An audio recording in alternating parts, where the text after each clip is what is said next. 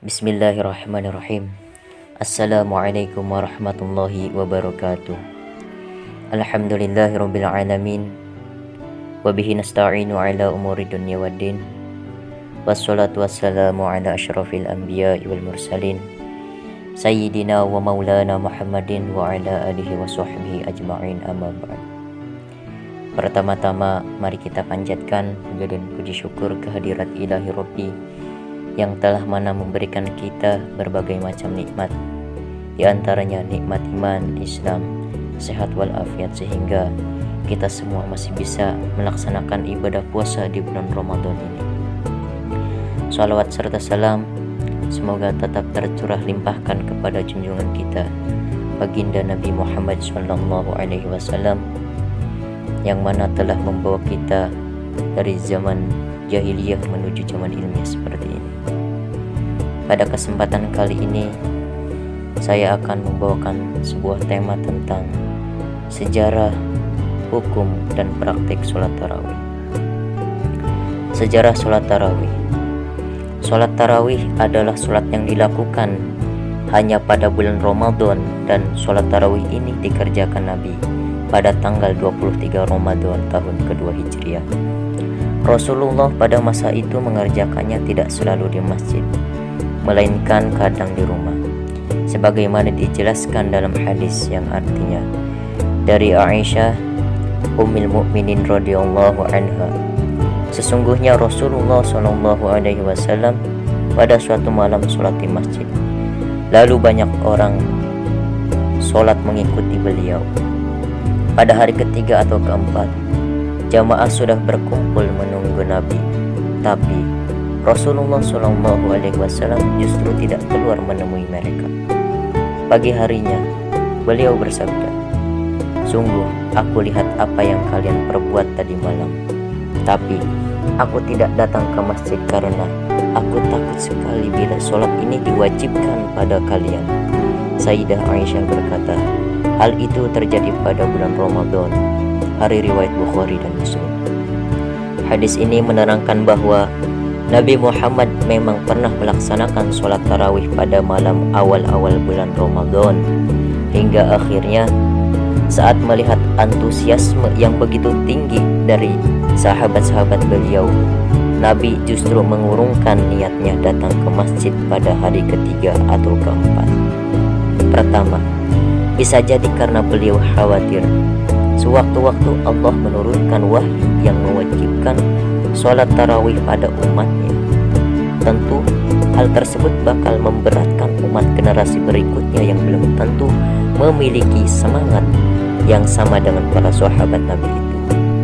Kedua, mungkin beliau takut timbulnya salah persepsi di kalangan umat bahwa sholat tarawih wajib karena merupakan perbuatan baik yang tak pernah ditinggalkan Rasulullah, sebagaimana keterangan dalam Fathul Bari Syarah Sahih Bukhari yang artinya, sesungguhnya Nabi ketika menekuni suatu amal kebaikan dan diikuti umatnya, maka perkara tersebut telah diwajibkan atas umatnya.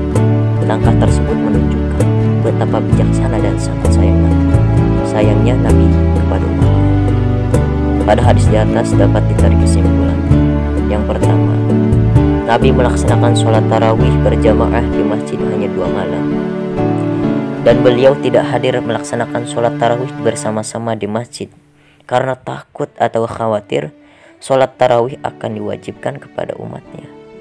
Yang kedua, sholat tarawih hukumnya adalah sunnah karena sangat digemari oleh Rasulullah, dan beliau mengajak orang-orang untuk mengerjakannya. Dan yang ketiga, dalam hadis di atas tidak ada penyebutan bilangan rokaat dan ketentuan rokaat sholat tarawih secara rinci. Sholat tarawih pada masa Abu Bakar dan Umar. Umat Islam pada masa Khalifah Abu Bakar radhiyallahu an melaksanakan sholat tarawih secara sendiri-sendiri atau berkelompok 3, 4, atau 6 orang. Saat itu belum ada sholat tarawih berjamaah dengan satu imam di masjid.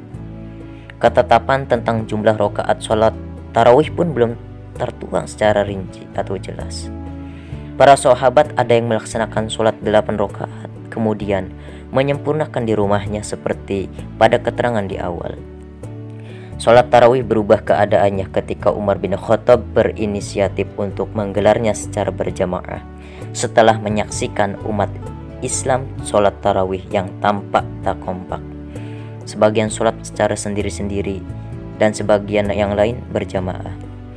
Sebuah hadis sahih memaparkan yang artinya dari Abdurrahman bin Abdul Qari, beliau berkata, saya keluar bersama Sayyidina Umar bin Khattab radhiyallahu an ke masjid pada bulan Ramadan. Didapati dalam masjid tersebut orang yang sholat tarawih berbeda-beda. Ada yang sholat sendiri-sendiri dan ada juga yang sholat berjamaah. Kemudian lalu Sayyidina Umar berkata, saya punya pendapat andai mereka aku kumpulkan dalam satu jamaah, satu imam, niscaya itu lebih bagus. Lalu beliau mengumpulkan kepada mereka dengan seorang imam, yakni sahabat Ubay bin Ka'ab. Kemudian satu malam berikutnya kami datang lagi ke masjid. Orang-orang sudah melaksanakan sholat tarawih dengan berjamaah di belakang satu imam. Umar berkata, sebaik-baiknya bid'ah adalah ini, sholat tarawih dengan berjamaah. Hari riwayat Bukhari.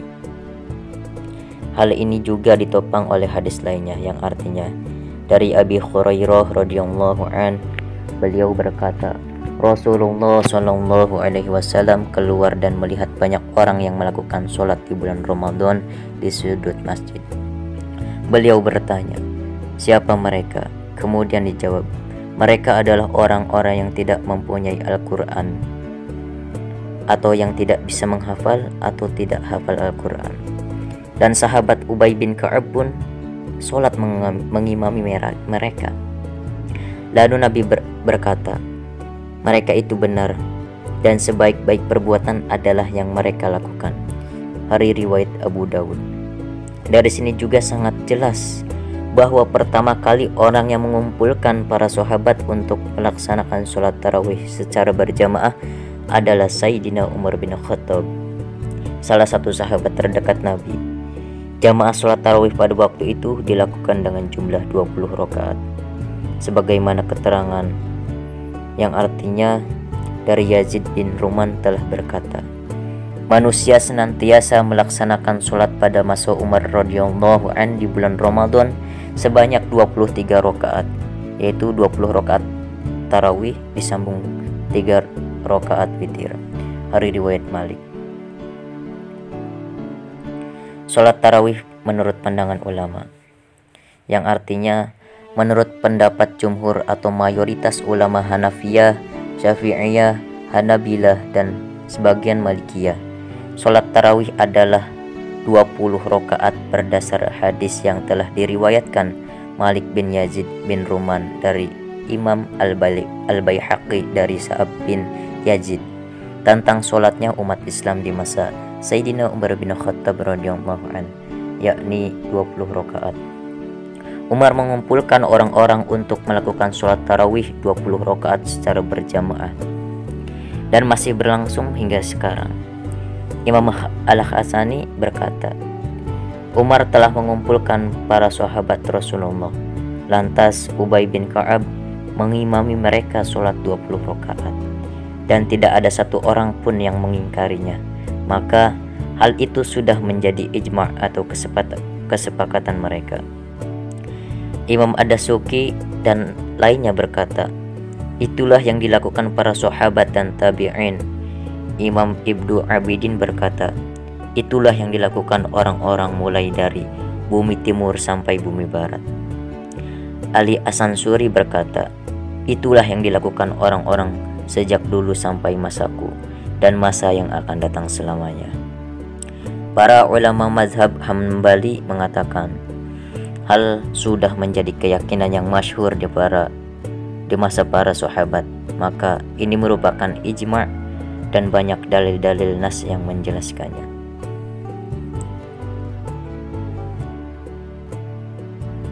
Hukum sholat tarawih. Hukum sholat tarawih melaksanakan sholat tarawih adalah sunnah bagi kaum laki-laki dan perempuan.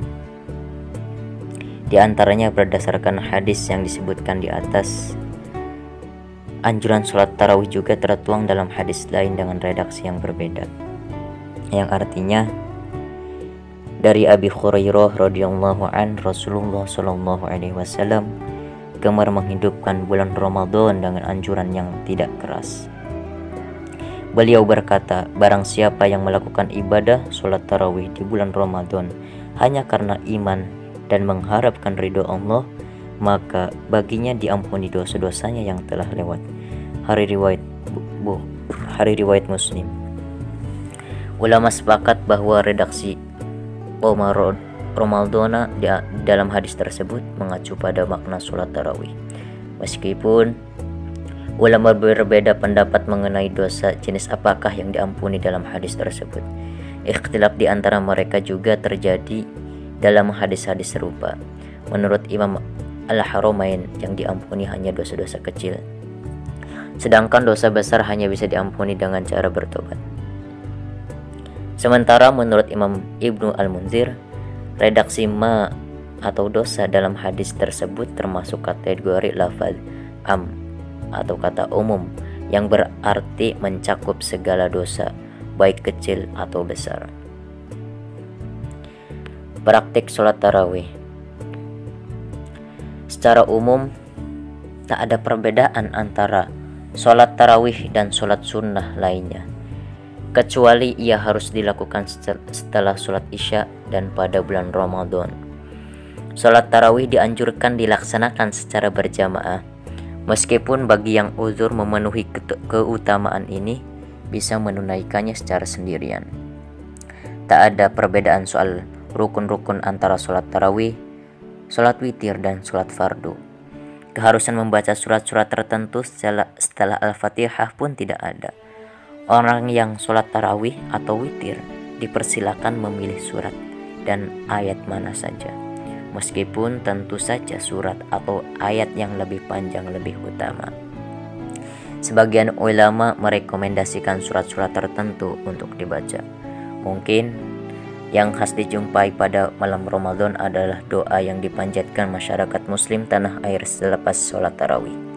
Doa tersebut biasa dikenal dengan nama doa kamilin. Kata kamilin berarti orang-orang yang sempurna. Nama ini diambil dari redaksi pertama doa tersebut yang memohon kesempurnaan iman kepada Allah. Doa ini dipraktikkan para ulama di mana-mana melalui rantai ijazah atau sanad amalan yang jelas. Sholat tarawih dan witir menjadi istimewa bukan hanya karena dilaksanakan pada bulan suci Ramadan, tapi juga lantaran keduanya dilakukan pada malam hari. Dalam Islam, di sela Ramadan dikenal peristiwa Lailatul Qadar atau malam yang disebut lebih baik dari 1000 bulan. Artinya, pelaksanaan sholat tarawih dan witir juga ibadah-ibadah lain di malam Ramadan merupakan kesempatan untuk meraup berlipat pahala, keutamaan, dan keberkahannya. Semoga kita semua dapat istiqomah menjalankannya. Amin ya rabbal alamin. Wallahu a'lam bishawab. Mungkin yang saya dapat sampaikan segitu saja, kurang lebihnya mohon maaf. Apabila ada kata-kata yang kurang berkenan diucapkan, mohon dimaklumi. Kurang lebihnya mohon maaf. Wabillahi taufiq wal hidayah. Waridho wal inayah. Wassalamualaikum warahmatullahi wabarakatuh.